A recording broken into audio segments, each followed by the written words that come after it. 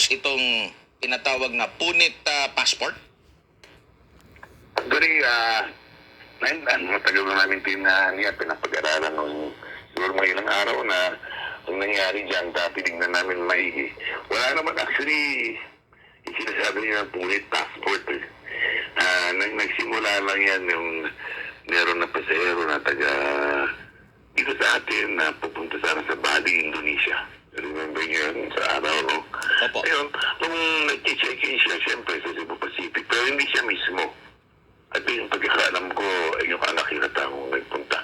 Ayun, nung nag-check-in, parang isang medyo elderly na rin, no? Ayun, yung nag-check-in siya, napansin ng check-in agent, pagkakalam namin, ano, na may punit yung passport niya. Yung bio page siya tayo. Alam mo yung bio page, yung lagyan ng picture, yung may pangaparan. Okay? Maliit lang. So, ang ginawa niya, chinek niya muna. Ang sabi, pinacheck niya yata supervisor nila. Pagkatapos supervisor yata nila, pinakita yata. Hindi ko alam kung pinakita sa immigration natin. Ay, nako. Walang gago.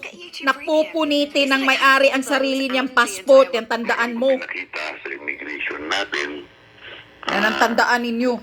Huwag kayong lumusot, magpalusot. Tinatanong nila, Mudos nyo yan. pupuntahan sa immigration ng Indonesia sa Bali.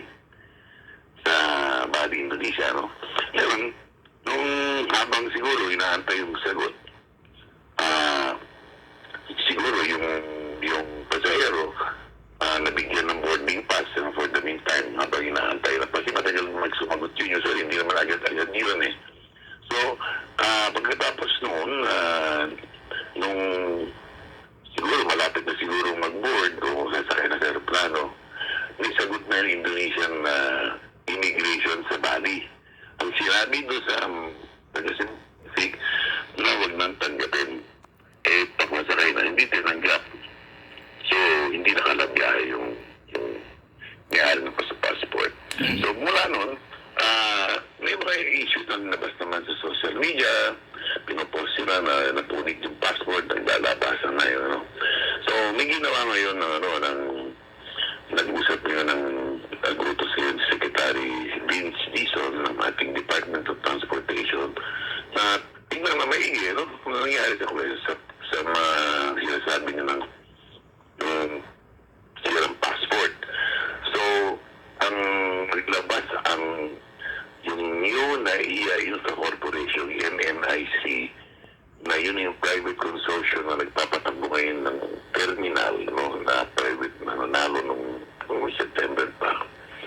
Naglabas sila ng advisory para masigurado na hindi mga empleyado basta-basta nakakakuha o nakakahawak ng passport na tinignan maigi kung yung passport hindi na pwedeng hawak-hawakan kahit yung mga gwardiya, yung mga security. Sapagkat hindi Dapat lang. Hawakan nila. Maglagay kayo ng rules na ganyan. Advisory, nung sa araw pa, ano ba ngayon? Huwebes, nung siguro nung Tuesday pa yata yun.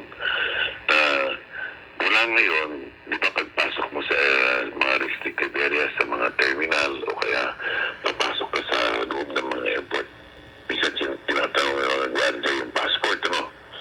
So, hindi na pwede ngayon hawakan ng passport yung mga security natin.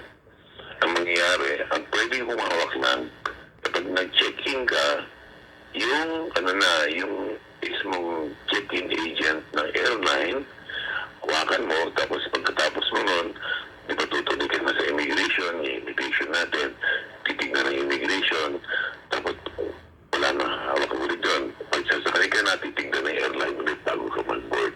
Yun na lang ang gagawin. So, kasi lumalabas na may mga bintang, may mga sinasulat nila na mali naman, kaya alam mo, masakit din. Mapagbintang na hindi naman tama. Opo. So, lumalabas na sinasabi nila na sinasadya. Ano ang mapapala ng tao na napupunit ng passport? Ino-upload, hindi nakapagbiyahe. Iyon nga ang tanong namin. Sa katunayan, ang napapansin natin, hindi naman sa ito tinuturo namin sa ibang tao. May mga kababayan din naman tayo na hindi naman masyado niya napapansin yung passport niya. Kung naitatago niya o minsan yung pagkalagay sa mga bag o kaya naibubulsa, doon nasisira naman yung passport. So, ang pinaka-suggestion namin, ang bago ka man lamang bumiyahe, ay tignan mo maigi yung passport mo para hawakan mo. So, para malagaan mong paghawak pagdating mo sa airport, doon mo palang pinapasok ka sa terminal, pagpalagay mo, tinanong ng gwardiya, huwag mo nang ibibigay at titignan ng hawakan ng gwardiya. Ipakita mo na lang, ikaw na kumawak, itaas mo para makabasa. Opo. Tapos yun. So, ano nang gagawin natin, Patakat? Sir, ito lang ang masasabi ko sa sinasabi mo, ha? Sir Eric Jose Enis, General Manager. Tatay, wala pong siraulo na kami na mga may-ari ng passport ay kami ang pupunit sa sarili naming passport. Dahil alam na alam po naming lahat, alam na alam ng lahat ng mga Pilipino na humahawak ng passport na mayroong parusahan. Pag ginagawa yang masisira ang passport po. Alam po namin yan. Kaya walang siraulo na may-ari ng passport mismo ang pupunit ng passport. Yan ang masasagot ko sa iyo.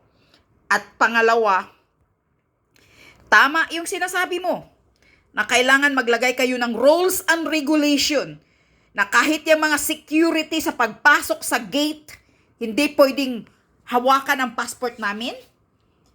At kung sino man, at kayong mga mga travelers, kung sino man kayo, mga tatay, nanay at mga turista, wag na wag po ninyo simpleng ibigay yung mga passport ninyo.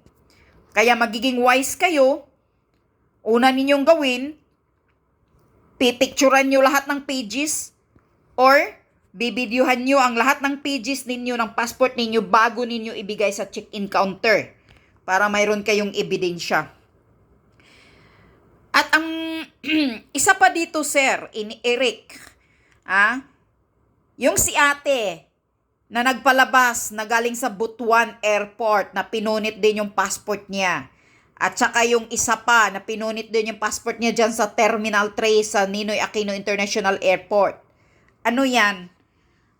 Marami ng modus, marami na. Ngayon pa lang kayo na-aalarma. Dahil ngayon pa lang, nagkagulo na dahil doon sa senior citizen na hindi nakalipad sa Bali, Indonesia, na napunit din yung passport niya.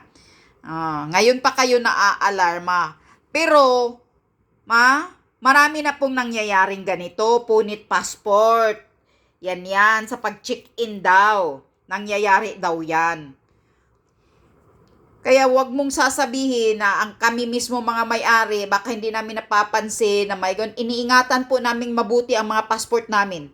Hindi po namin basta-bastang gaganyanin na dahil alam po namin na may kaparusahan ang gagawa ng ganyan sa sarili mong passport. Kaya, yung mga check-in personnel po ninyo, sir, yan po ang bigyan nyo ng warning. Bigyan nyo ng parusa kapag mangyayari ang mga ganitong issue. Kapag may lumalabas pang modus na ganito. Yan yun. Salamat naman sa ninyo na nagbigay na kayo ng rules na hindi na pwedeng makahawak yung mga security or kung sino-sino man dyan sa airport. Salamat na ganun. Dapat kailangan maging stricto. Yun. Kasi gigil na kami sa mga modus ng airport na kung ano-ano lang ang lumalabas ng mga katarantaduhan. Iyon nga ang malaking tanong namin kung anong makukuha nila sa pagpunit ng passport. Pero ngayon alam na namin dahil mayroon ding nagpalabas na napunit yung passport niya, hindi siya nakapag-travel. Iyon, panghahasol, pag-upload sa kanya na para hindi siya makalipad. Iyon ang modus, yun ang motibo. Kaya ewan ko na lang talaga sa Pilipinas, purigaba talaga ba sa Pilipinas? Purigaba, bansa. Dahil sa mga gobyernong bulok, gobyernong manluloko.